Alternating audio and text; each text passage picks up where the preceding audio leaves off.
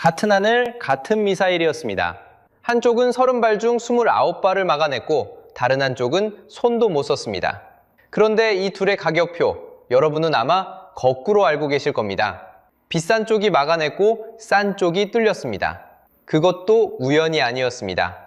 한쪽은 지금 중동의 부자 나라들이 줄을 서서 사들이는 방패가 됐고 다른 한쪽은 한 해 405조 원, 우리나라 국방비의 6배를 쏟아붓고도 세계 무기 시장에서 순위를 내주며 주저앉았습니다. 도대체 무엇이 이 둘의 운명을 갈랐을까요? 그리고 왜 중동의 왕족들은 더 싼 무기를 두고 2배나 비싼 한국 무기 앞에 줄을 서는 걸까요? 여기엔 여러분이 매일 물건을 고를 때 마주치는 바로 그 질문이 숨어 있습니다. 자, 지금부터 그 갈림길을 하나씩 파헤쳐 보겠습니다. 여러분, 96%라는 숫자를 한번 떠올려 보세요. 시험으로 치면 100점 만점에 96점입니다. 그런데 이게 시험 점수가 아니라 하늘에서 떨어지는 미사일을 막아낸 비율이라면 어떨까요? 2026년 초 이란이 대규모 공습을 감행했습니다. 수많은 미사일이 중동의 한 나라를 향해 날아들었습니다. 바로 아랍에미리트, UAE입니다. 그 하늘을 지킨 무기 중 하나가 한국산이었습니다. 이름은 천궁2. 우리 손으로 만든 지대공 요격 미사일이거든요. UAE에 배치된 천궁2 2개 포대가 그날 약 60발을 쏘아 올렸습니다. 그리고 30개의 표적 가운데 29개를 떨어뜨렸습니다. 요격률 96%. 쉽게 말하면요, 날아오는 위협 30개 중에 29개를 정확히 잡아냈다는 겁니다. 단 하나만 놓쳤어요. 여기서 핵심은 이게 광구나 시뮬레이션이 아니라는 점입니다. 실제 전장에서 실제 미사일을 상대로 나온 성적표입니다. 단일 무기로는 방산 역사상 첫 대규모 실전 검증이라는 평가까지 나왔습니다. 자, 그런데 한 가지는 짚고 가겠습니다. 그날 UAE의 하늘을 지킨 게 천궁 혼자는 아니었습니다. UAE는 미국제 패트리엇, 에로우까지 겹겹이 쌓은 다층 방공망을 갖추고 있었거든요.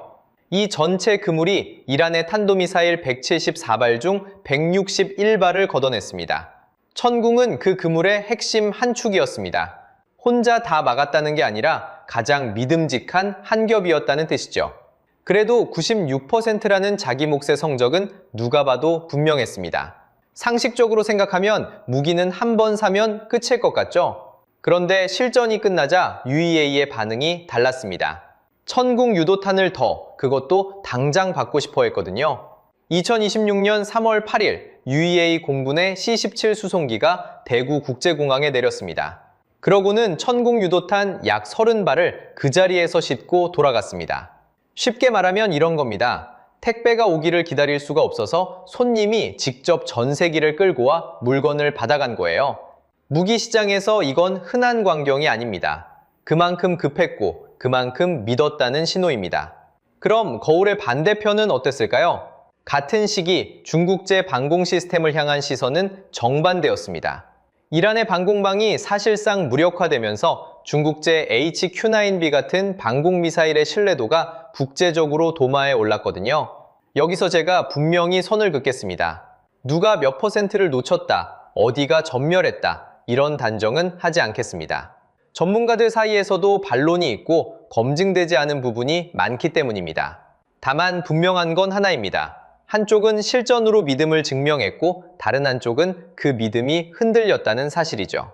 그런데 더 놀라운 건 따로 있습니다. 이 96%짜리 방패를 사겠다고 줄을 선 나라들이 더 싼 무기를 두고도 그걸 마다했다는 사실입니다.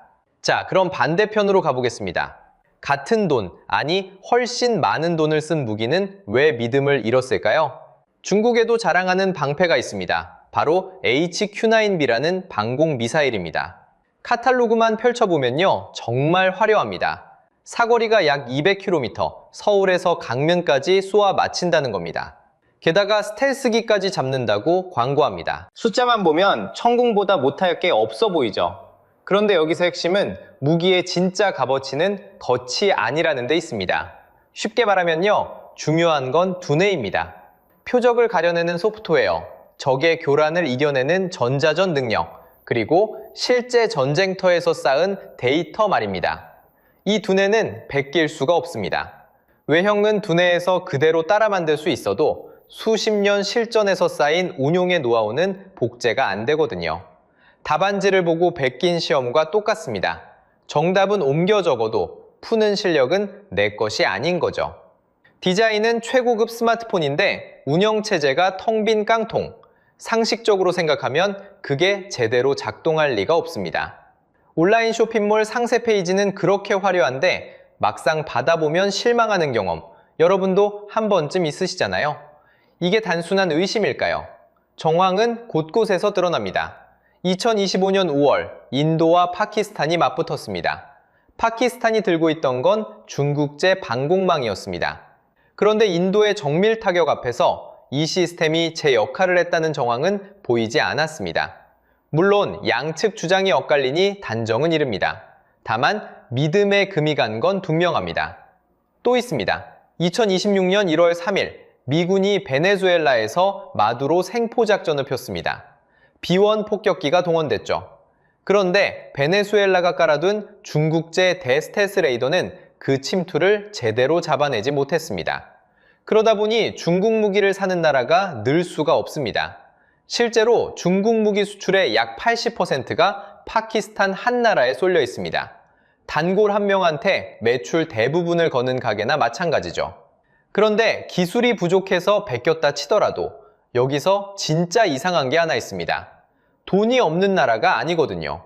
한 해 405조 원, 그 어마어마한 돈은 도대체 어디로 흘러간 걸까요? 자, 그럼 한번 생각해 보세요. 한 해 405조 원입니다.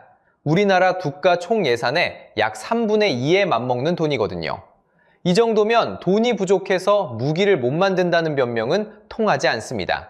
그런데 여기서 핵심은 이겁니다. 돈이 모자란 게 아니에요. 그 돈이 줄줄 새고 있다는 게 진짜 문제였습니다. 쉽게 말하면요, 들어오는 물보다 빠져나가는 물이 더 많은 깨진 독이었던 겁니다. 어디로 샜을까요? 답은 부패였습니다. 시진핑 주석이 직접 배대적인 군 내부 사정에 나섰거든요. 그 사정의 그물에 걸려든 장성들의 숫자가 상식을 벗어납니다. 미국의 한 안보연구소가 집계한 걸 숫자로 보면요, 2022년 이후 숙청되거나 숙청이 의심되는 고위장성이 무려 101명입니다.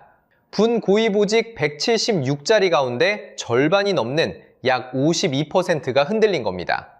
10자리 중 5자리가 비었다는 얘기예요. 더 놀라운 건 그 칼이 어디까지 올라갔느냐입니다. 2026년 1월 군 서열 1위인 부주석 장유샤까지 조사를 받고 자리에서 내려왔습니다. 군대의 2인자가 부패로 낙마했다는 건 그 아래가 얼마나 골맞는지를 보여주는 신호입니다. 측근으로 발탁됐던 장성들도 다수가 함께 쓸려 나갔거든요. 한 명이 아니라 한 무리가 통째로 무너진 겁니다. 자, 여기서 진짜 무서운 대목이 나옵니다. 부패는 사람만 갉아먹는 게 아니었어요. 무기 그 자체를 갉아먹고 있었습니다. 이게 무슨 말이냐면요, 2024년에 미국 정보당국 평가에서 드러난 사실인데요. 중국의 일부 핵미사일에 연료 대신 물이 채워져 있었습니다. 또 미사일을 보관하는 지하 경납고, 그 뚜껑에 결함이 있는 곳도 발견됐고요. 연료가 아니라 물이 들어있는 미사일이라니 상식적으로 생각하면 말이 안 되는 일이잖아요. 그런데 이게 왜 벌어졌을까요? 누군가 연료를 살 돈을 중간에서 빼돌렸기 때문입니다. 여기서 우리는 한 가지 경제학 원리를 만납니다. 조달 부패라는 겁니다. 쉽게 말하면요, 무기를 사고 만드는 그 모든 과정에서 돈이 중간중간 새어나가는 구조를 말하는 거예요. 한번 이렇게 생각해 보세요. 아무리 훌륭한 설계도가 있어도 공사비를 중간에서 빼돌리면 어떻게 되나요? 건물은 부실 시공이 됩니다. 겉은 멀쩡해 보여도 속은 텅 비는 거죠. 중국 무기가 딱 그 짝이었습니다. 카탈로그 속 스펙은 그렇게 화려한데 정작 실물은 품질을 보장할 수가 없었어요. 돈이 품질로 가야 할 길목마다 누군가의 주머니로 빠져나갔으니까요. 결국 405조 원을 쏟아붓고도 손에 남는 건 물 채운 미사일과 뚜껑 깨진 경납고였던 셈입니다. 돈이 없어서가 아니라 그 돈이 새서 벌어진 일이었습니다. 그리고 이 부패의 청구서는 곧바로 시장에서 날아오기 시작합니다. 숫자로 보면요, 중국 방산이 받은 성적표가 아주 적나라합니다. 자, 그 청구서가 어떤 모습인지 한번 보겠습니다. 시장은 거짓말을 안 합니다. 매출이 떨어지고 순위가 밀리면 그게 곧 성적표거든요. 그리고 중국 방산이 받아든 성적표는 보기에 따라 꽤 냉정합니다. 먼저 무기 수출 순위부터 보겠습니다. 스톡홀름 국제평화연구소 SIPRI라는 곳이 있습니다. 전 세계 무기 거래를 집계하는 가장 권위 있는 기관입니다. 이곳이 2026년 3월에 발표한 자료를 보면요. 최근 5년간 중국의 무기 수출 점유율은 5.6%입니다. 그런데 독일이 5.7%로 중국을 살짝 앞질렀어요. 0.1%포인트 차이입니다. 머리카락 한 올 차이죠. 하지만 그 한 올 때문에 중국은 세계 4위에서 5위로 내려앉았습니다. 무기 수출만큼은 늘 미국, 러시아 다음을 다투던 나라였는데 말이죠. 여기서 진짜 문제는 점유율 숫자가 아닙니다. 그 5.6%가 어디서 나왔느냐? 이게 핵심입니다. 중국 무기 수출의 약 80%가 단 한 나라, 파키스탄으로 갑니다. 쉽게 말하면요, 가계 매출의 80%를 단골 손님 딱 한 명한테 의존하는 겁니다. 그 단골이 마음을 바꿔 떠나면요, 그날로 가게는 끝입니다. 세계 2위 분사대국의 무기 장사가 손님 한 명 어깨에 통째로 얹혀있는 셈이죠. 이번엔 회사들의 매출을 들여다보겠습니다. 노린코라는 회사가 있습니다. 중국 최대 지상무기 제조사입니다. 이 회사 매출이 한 해 사이에 약 31%가 빠졌습니다. 203억 달러였던 게 140억 달러로 주저앉은 겁니다. 1년 만에 매출의 3분의 1이 증발한 거예요. 이게 어느 정도냐면 SIPRI가 집계하는 세계 100대 방산기업 가운데 감소폭이 가장 큽니다. 전 세계에서 가장 빠르게 쪼그라든 무기 회사가 바로 그 거대한 중국 기업이었던 겁니다. 자, 여기서 핵심입니다. 노린코 한 곳만 그런 게 아니에요. 100대 기업의 이름을 올린 중국 8개 회사를 다 합쳐봐도 매출이 약 10%가 줄었습니다.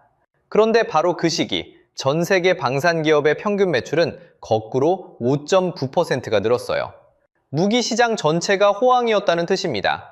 다른 나라 회사들이 다 같이 앞으로 달려나가는데 중국만 혼자 뒷걸음질 친 겁니다.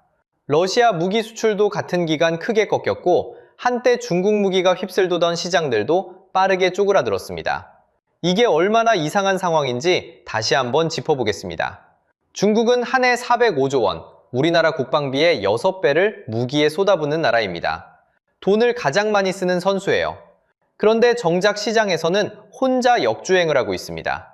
돈을 가장 많이 쓰는데 성적은 꼴찌라니 상식적으로는 말이 안 되는 일이죠. 카탈로그는 화려했고 예산은 넘쳐났는데 시장은 등을 돌렸습니다. 거인의 추락이 이제 감정이 아니라 차가운 숫자로 확정된 겁니다.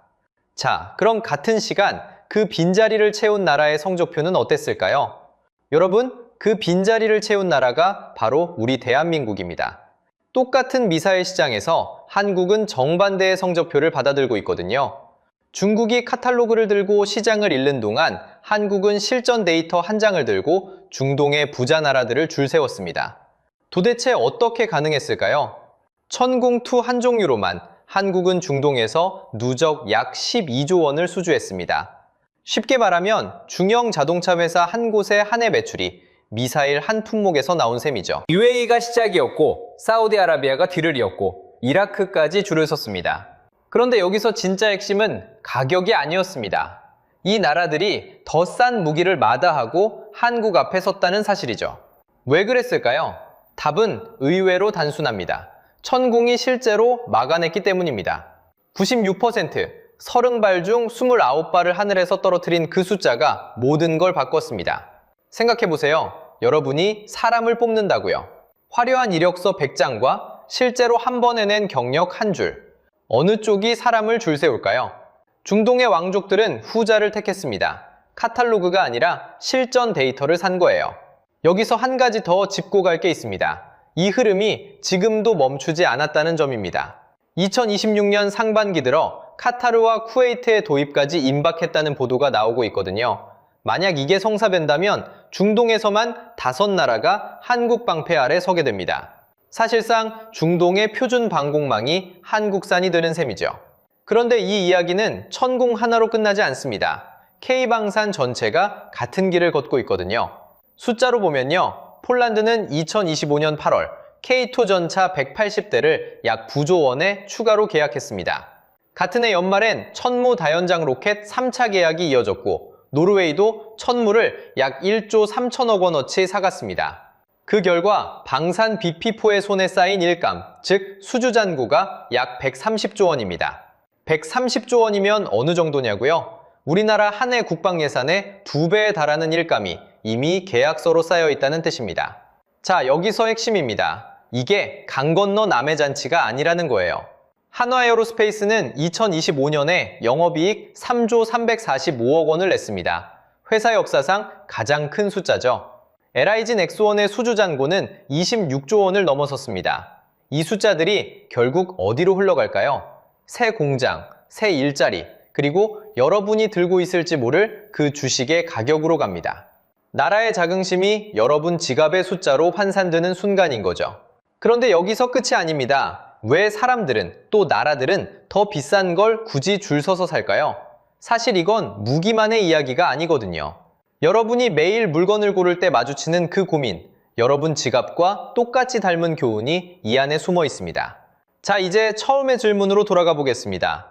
똑같은 돈을 쓰고 누구는 하늘을 지켰고 누구는 시장을 잃었습니다. 그 갈림길의 정체는 의외로 단순합니다. 무기 시장은 결국 신뢰의 시장이거든요.